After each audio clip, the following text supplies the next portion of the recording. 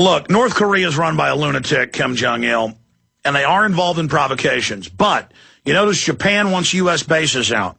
You notice that China is being pressured right now to raise the value of their currency because it's completely destroying what's left of our industrial base. And the U.S. troops have been there for 50-plus years. The North Korean regime is on the verge of collapsing. And I've looked at it. The torpedo guts that are left of the supposed torpedo, it's been confirmed now, is a German torpedo, not a North Korean or Chinese torpedo. And it's a perfect way to keep our troops there, a perfect way to menace Japan. And we've got Wayne Madsen joining us for just this segment. Next segment, I'll finish up with those callers that are holding and hit some other news. But he worked for RCA as a government consultant on contracts for the National Security Agency. He later worked for the Naval Data Automation Command. He's reported for the Washington Post. The list goes on and on. CNN, I mean, you name it, just hundreds and hundreds of reports on national security issues. And he's really, over the years, turned out to be one of the best sources we've got in hindsight. And so here's one of the headlines. Attack against South Korean ship looks like a false flag operation. Here's another one from the WayneMadsenReport.com. Beijing suspects false flag attack on South Korean corvette. And so now we go directly to the man, Wayne Madsen, joining us from Washington, D.C. Wayne, break down what you believe has happened and what Beijing thinks. Well, yes, Alex. What I'm hearing from Beijing is that when this incident first took place, Kim Jong-il, who, of course, is a Stalinist, just like his father was, but he's not a suicidal Stalinist. He was called to Beijing. He never flies because he's afraid somebody will take down his airplane. So he took the train from Pyongyang to Beijing. The Chinese asked him point blank, did you have anything to do with this? He said no, and they were reasonably assured that what he was telling was the truth. Now we know that this incident took place near this Pyongyang Island, which is a South Korean island, the westernmost part of South Korea, but it sits directly across from North Korean territory, heavily fortified North Korean territory. But on the South Korean Pyongyang Island, it's a U.S. South Korean military intelligence base. There are U.S. Navy SEALs present. There was this Eagle Fall exercise going on between the U.S. and South Korea.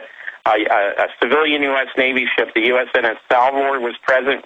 We just happened to have 16 deep-sea divers on board when this incident takes place. And, of course, and now I'm hearing from Beijing that, of course, that when the incident first took place, of course, South Korea thought, well, maybe it was rough seas that caused the hull to fracture. But their story has changed so many times from South Korea.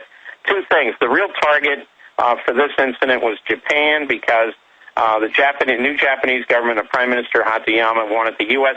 out of this marine base in Okinawa. They're only going to switch it now from Futenma to Camp Schwab. But, you know, they've had enough of these Marines raping little Japanese girls, 12-year-old girls on their way home from school. This is going on time and time again. And I know it's Memorial Day, but although we honor our servicemen and those who gave their lives, we also have to remember not every serviceman we send abroad is a shining example. Well, if we defend this type of raping children, which they've been convicted of over and over again, we then discredit them all. Exactly. So Japan, the people of Okinawa have had enough of it.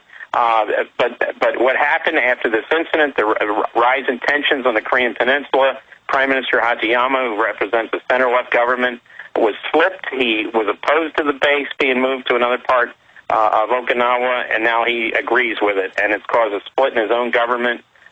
Social Democratic partner resigned from the cabinet, and then we had this strange spectacle. And I got this from sources in Beijing that Hillary Clinton and Timothy Geithner, the Treasury Secretary, were both in Beijing together, and they were acting like school kids at these bilateral meetings with the Chinese. No, I saw the video. They were laughing and giggling and acting weird. And I have the Reuters quotes where Geithner told the Chinese, and I read the quotes in the last hour, so I won't do it again here, but the headline is Geithner tells Europe to emulate China on growth. And in the 4th and 5th paragraph, he says, look, the U.S. is out of money. The American people aren't going to be able to buy your goods anymore. We've maxed them out debt-wise, and so you better become sustainable and only trade with Europe. I mean, even if that was true, to have the Treasury Secretary running around saying America's a dead duck, I mean, are they trying to create a dump of the dollar? I mean, this evil elf is just a treasonous little moron.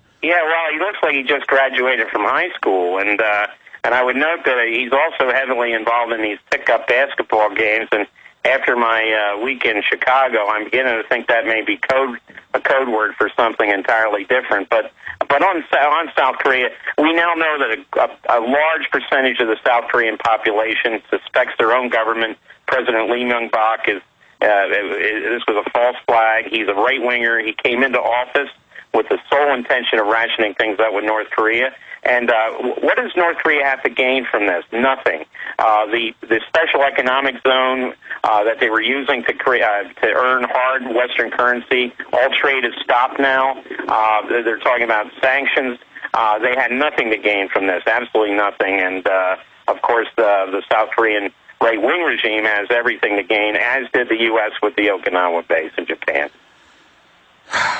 What about this headline here out of the Times of London where Israel has Dolphin submarines with nukes off the coast of Iran?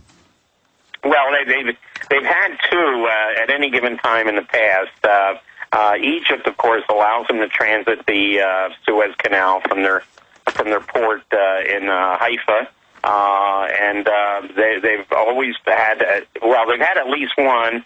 Now three. Obviously, this Israeli government is hell bent on starting a war with the Iranians. Well, I guess my question is this, Wayne, in the limited time. Why is it on the cover of the Times of London, Israel deploys nukes off coast of Iran, whereas just a year ago it was taboo to admit that Israel had 400 high-tech weapons? Well, we just had this interesting thing where the U.S. suggested that Israel join the Non-Proliferation Treaty. They rejected it. Now I think we're going to I think very soon we're going to see maybe a little shift in the U.S. Policy of stating flat out that Israel has nuclear weapons. We know that the deal was done with South Africa. We have Shimon Peres' signature on the deal made with the apartheid regime in 75, where they agreed to share nuclear technology. So I think more and more and they put Mordecai Vanunu back in prison apparently. So every time the Israeli nuke issue comes up, they put their nuclear scientist who's basically blown the whistle on it. They put him back in jail or under house arrest. Well, it does look hypocritical saying Iran can't have nukes, peaceful reactors, but Israel can have high-tech weapon systems and the missiles to deliver it.